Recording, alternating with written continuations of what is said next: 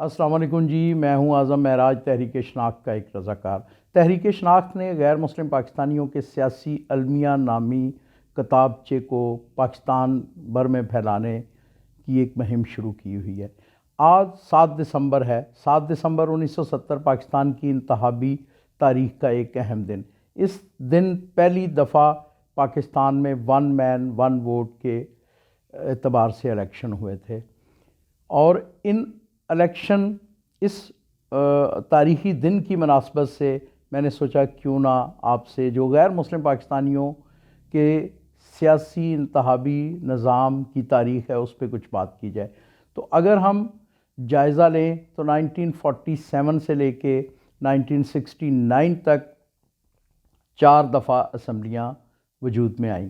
پہلی 2 اسمبلیوں میں نامزدگیاں ہوئیں غیر مسلم پاکستانیوں کی، اور اس میں دونوں میں ایک میں 14 اور ایک میں 11 غیر مسلم پاکستانی ممبر بنے۔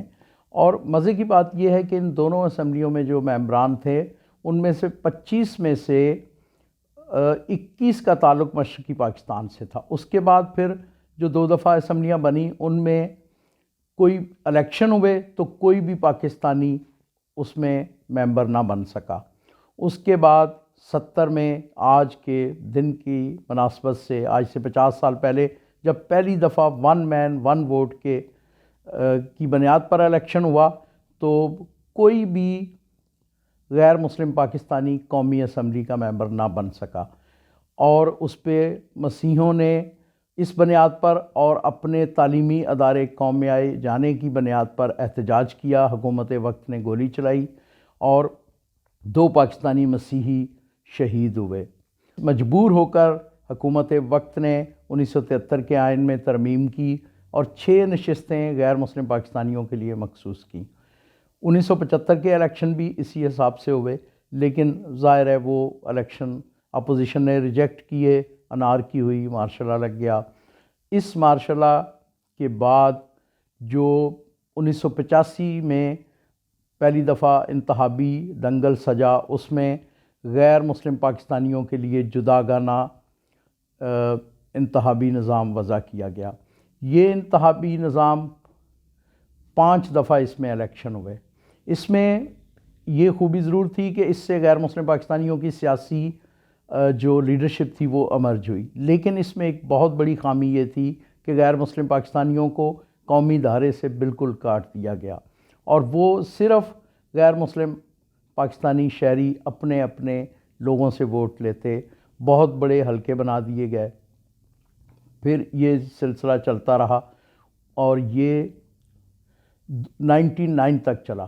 پھر جب 99 میں مارشل لا آیا تو اس میں جو پہلی دفعہ الیکشن ہوئے 2002 میں، تو پھر پاکستان کی سیاسی اشرافیہ نے اپنے غیر مسلم شہریوں پر، جو کہ تعداد میں تقریباً 80 لاکھ ہیں، ان کو دوبارہ ان کے اس پورے نظام کو ریوزٹ کیا، اس کو دیکھا، اور پھر ان کو قومی دائرے میں شامل کیا، اور ساتھ ہی ان کو دوہری نمائندگی دی گئی۔ ایک تو ان کے حلقے کی نمائندگی، اور 38 بندے ان کی مذہبی شناختوں پر ہر کمیونٹی میں سے مختلف ایوانوں میں پہنچائے، جن میں سے 4 سینیٹر، 10 ممبران قومی اسمبلی اور باقی 24 مختلف صوبائی اسمبلیوں میں۔